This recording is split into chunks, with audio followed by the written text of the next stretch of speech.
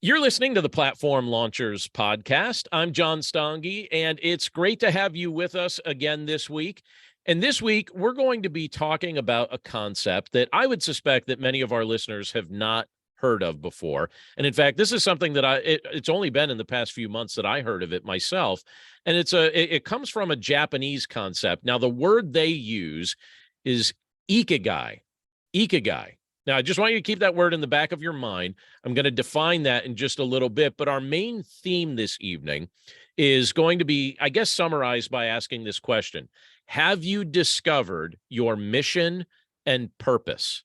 So just be thinking about that this week. Have you discovered your mission and purpose?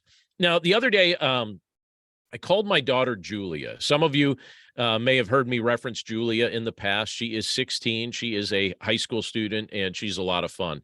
And I called my daughter while she was at work, and I asked her what her plans were for the rest of the day. It was a Saturday afternoon, and she said to me that she really did not have any plans at the moment. And so I invited her to join me for coffee at a local coffee shop that we both enjoy. And she said, "Oh, that sounds great." So I picked her up at work, and while we were at the coffee shop, we were talking about a variety of things. But since she had just come from work, the natural progression of our conversation lent us to talking about work, and it lent us to talking about careers in particular. Now, as I just mentioned, Julia is in high school, but she also works at a hair salon. And if you think about the context of a hair salons are conversation hubs. So she hears a lot of things, basically a little bit of everything, she would tell you, from clients that come into the hair salon, as well as coworkers. And there's a pattern that she's definitely noticed after interacting with hundreds of people over the course of the year that she's been working there. She's in that conversational context, and she's noticed that a vast majority of the adults that she talks to that come in to get their hair done or their hair cut or whatever they're doing there, the vast majority of the adults she talks to dislike their jobs. The vast majority. So they do what they do to make a living, but if they ever get the chance to stop working, they say, "Yeah, absolutely, I will. That's it. I'm done. Second I get the chance to stop working, I'm done." Now, Julia and I, we both agreed that we wouldn't want to develop that kind of attitude toward our work. And in fact, to both of us, it sounded like a disappointing way to go through life. But sadly, that's the day-to-day experience most people seem resigned to. Work is something that they feel like they have to do, not something that they get to do. So they clock in and they clock out, and they devote a large percentage of their waking hours doing tasks that they don't really enjoy because they need to make a paycheck. And their work doesn't seem to connect to their greater sense of mission and their greater sense of purpose. Now, sometimes our work is connected to our sense of survival. I think that we've all experienced what that feels like. And I will say that in a context like that, so if you're working to survive, I am all in favor of doing whatever you can ethically do to make a living, even if your work at the time isn't something you particularly enjoy. But not every season of life is about survival. And if you aren't in survival mode, wouldn't it be nice to spend your working hours focused on something that connects to the mission and the purpose for which God created you? So let me share some personal examples and part of my thought in sharing this right now. My role as a local church pastor certainly connects to my greater sense of mission or my greater sense of purpose. And for that, I'm grateful. But the online platforms I'm developing, those connect to those deeper level concepts as well. And in fact, through the platforms that I've developed, I actually, and this is something that's kind of interesting to me, I actually get to help more people online on a weekly basis than I get to help in person. So I'm helping people grow in their faith, and I'm helping people learn the skills necessary to build online platforms that serve as an extension of their central message. And to me, it feels purposeful.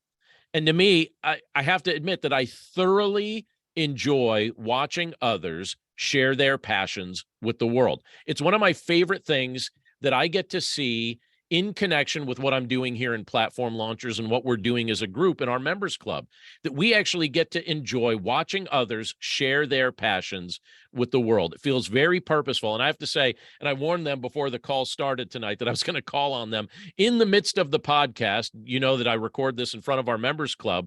And so a bunch of our members are on the call right now. And I happen to notice two of the women that are part of Platform Launchers. I happen to notice Nadine Curlis and Sarah Graham just a few days ago. They posted something where the two of them were working together. They said, look, two mompreneurs working together on their online content. And I asked Nadine and Sarah if they would really quickly just unmute their mic. So first of all, ladies, could you say hi to those listening on the podcast? Hello. How are you everybody. guys? All right. All right. Hello. So they're both here. And real quick, just tell us, like, what were you guys working on together as you were mompreneuring? So we both have kids, so it's much easier to just get out of the house. We can completely focus on our platform. So I was, specifically working on my blog and just trying to get my ideas on paper.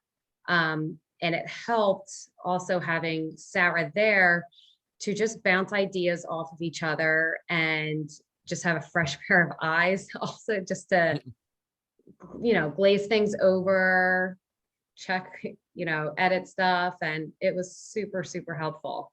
That's awesome. And how about you, Sarah? Yeah. So one thing that I feel is really important, especially today being a mom, but you're not just limited to being a mom. It's great to be able to go out and have hobbies and to be an entrepreneur. And I noticed that I need to get away to really be able to focus. And so having that hour and a half with Nadine, we went to a local library and I was able to change my logo completely because I wasn't super happy about it. And I was able to kind of make a schedule and know how I'm going to release different items for my business. And I was able to work on my blog. So it was just really great. I love it. And that was fun. I'm glad you guys shared that with us and let us catch a glimpse into what you guys were building. Real quick, before you guys mute your mics again, give a plug for your platforms. What are your websites? Let people know so they could visit. Mine is homeschoolwithflair.com. Just encouragement for homeschool families. Sometimes it can feel like, you're alone out there and you're not. So that's just something I'm really passionate and excited about. Awesome. And how about you, Sarah? Yeah, so you can find me on a bunch of different social media platforms. On TikTok and Instagram, you can find me at Faith Homestead. You can also find me on YouTube at faithhomestead.com. And again, my website is www.faithhomestead.com. Awesome. Very cool. And yeah, I mean, just the other day, I had the opportunity to see what these ladies were doing. And I get to observe the successes of lots of members of our members club. And it's really encouraging to see.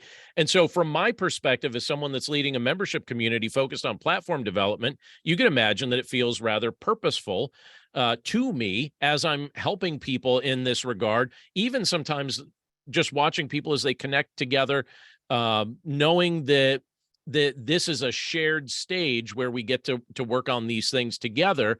And I bring that up, and I bring the example of Nadine and Sarah up in particular, and also just the joy that many of us had the opportunity to experience just watching them work together on what they're building, because it brings me to a concept that I recently discovered related to life and culture in Japan, and how some of the Japanese people are attempting to live a quality life while serving people in accordance with the ways in which God has gifted them.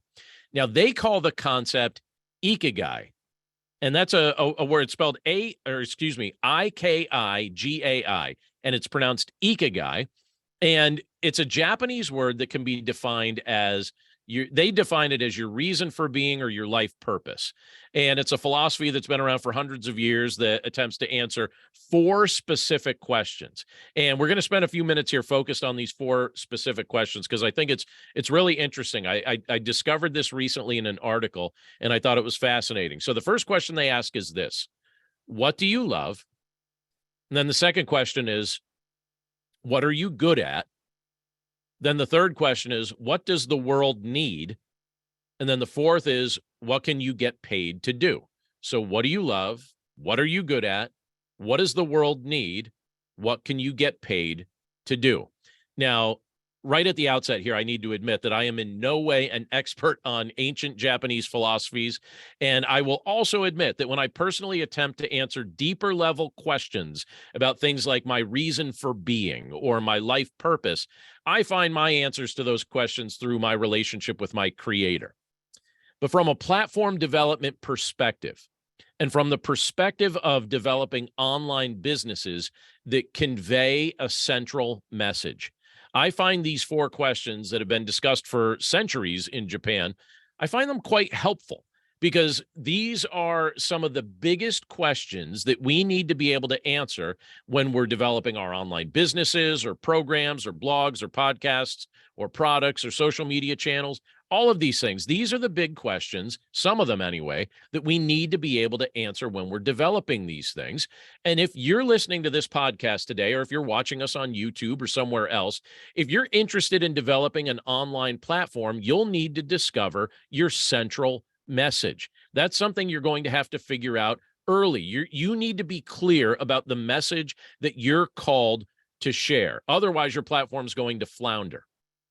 So I want to do a little something together, even though if you're listening to this via the podcast or watching via video, we're not experiencing this live together, but I do want you to do something here with me. I want us to use these questions to help figure each of these things out so that we can help you get clarity on what your central message ought to be. And by the way, if you're ever interested in adding a coaching program to your platform, using these four questions might be a good thing to do. It could be a good tool just for you to file it away somewhere. When others come to you for counsel, this could be a useful metric that you can use if you're trying to provide coaching in the midst of your platform. But let's start with the first question. The first question is this: what do you love? So that's a first question in this metric. So together, let's attempt to answer this for ourselves. There are things that you feel intrinsically drawn to. So personally, those that know me know that I love all kinds of issues related to spiritual growth and marriage and leadership and entrepreneurship and communication and platform development. And those loves are obviously reflected in the multiple platforms that I facilitate. It probably isn't even hard to figure out that I like these things because people that know me well know that I talk about these things quite a bit. But I throw that out there as a personal example because I want to know, what do you love? And I'm sure that people that know you well could probably help you answer that if that's something that you're wrestling with. But what do you love? And I suspect that the list is long, and I suspect that the list also has some variety. I also imagine that there are one or two things in that list that rise to the top, things that seem like they're the main thing, that if someone asked you, what do you love, you would come to those ideas or those concepts a little bit quicker. And I would say that that's probably where you need to be focusing your time and your energy if you're going to develop a successful online platform. Think about the things that you love. The truth is, if you're focused on a subject that you love, you'll stick with it longer. It'll be something that even when your audience is just getting developed, even when it's small, even when you don't really feel like you have traction yet, you'll still stick with it because you're talking about things that you love. So that's question number one. What do you love? The second question in their metric is what? What are you good at? What are you good at? Now, it's possible to love things that we aren't necessarily good at. I love good food, but my wife, Andrea, could tell you that in no way am I a good cook. I don't even try to be. To be honest with you, I have less than zero interest in cooking, which just about guarantees that I'm not going to be good at it. But I'm good at other things. I'm good at teaching and speaking. I'm good at writing and recording. The content that I'm creating is being used by a lot of people. So in some respects, I think I'm good at certain aspects of marketing. The things we're good at are often things we enjoy doing, or at least enjoyed at some point in our lives. And typically, we get good at the things that we do with regularity. I know people who are good at things like storytelling. I know others who are good at coaching mothers, and others who are good at helping people develop business plans or repairing homes and vehicles. Basically, if you can dial in on what you're good at, you're going to be much closer to finding work or developing an online platform that you enjoy. So that's question 2. What are you good at? Now, question 3 builds off that. And it's this: what does the world need? Now, there are things that I love and that I'm good at, but this world doesn't need in any measurable way. And I think it would be a mistake for me to try to attempt to develop a business or a platform around those things, because no one cares about them besides me. And I could also say this: in the brick and mortar business world, I have seen businesses come and go that were tied to the passions of the founders, but didn't ultimately fulfill the needs of others. But if something you love and are good at aligns with something that this world desperately needs, you're well on your way to finding a way to serve people that might potentially have a major impact. And frequently, you can discern what this world needs from you by listening closely to the kind of help people are often asking you to give them. So if you just think about the kind of questions that people are asking you regularly, or if you can almost codify and write down some of the things that people regularly come to you and ask for your help or your insight, that may mean that you're closer to figuring out what this world needs, or at least what it needs from you. People are probably already asking you for it. And if you notice that and pick up on it, that might help you figure out your answer to that specific question. And then the 4th question in that list is this: what can you get paid to do? Now, in the world of online platform development, most of the things we get paid to do are things that can be digitally delivered. So I wonder, can you identify something you love and are good at that meets a need and can be digitally delivered through a service, a form of content, specialized training, speaking, or coaching? If so, you are well on your way to developing a successful online platform. So I throw these questions out to us this week because they relate to this idea of discovering our mission and our purpose. And if you're in the process of developing your platform, or if you've been working on your platform for a little while and you're getting ready to take it to the next level, this can be something that can be helpful for you to think about. This is a good formula for just to help you serve others, to help you learn how to earn an income, and basically enjoy the tasks that you're involved in, and use those things, use those skills, use those abilities, use the way that you're using your time to actually be a benefit to other people. Now, in no way do I believe this solves the deeper question of the meaning of life, but I do believe that this can be a very helpful metric to use when you're trying to discern how best to focus your efforts and which steps you need to take next. Again, the questions are: what do you love? What are you good at? What does this world need? And what can you get paid to do? And I would add this, the subtext to that is: what can you get paid to do that can be digitally delivered? If it can be digitally delivered, you're on the way, I think, to funding a successful online platform. Well, that is it for us this week. As I mentioned, each week, we'd love to invite you to jump on over to platformlaunchers.com. And at platformlaunchers.com, you'll see a variety of things that we have there. We have our podcast there. We have our blog there. You can see that content, certainly. But you'll also be given the opportunity to take a 2-week test drive of our members club. And in our members club, you'll find hours and hours and hours of training videos. You'll see access to our launch plan course. You'll have access to our forum and then our Facebook group. And you can even join us for a couple weeks of our live calls for free. You can take it for a test drive at platformlaunchers.com. And for the next 14 days, you can give it a shot and then see if it's right for you. And if so, we'd love to see you and actually record one of these podcasts live in front of the members club with you being part of it. So again, platformlaunchers.com is where you'll find all of that. But again, that's it for us this week. We look forward to catching up with you again next week. And in the meantime, we wish you great success in developing your online platform. Have a great week.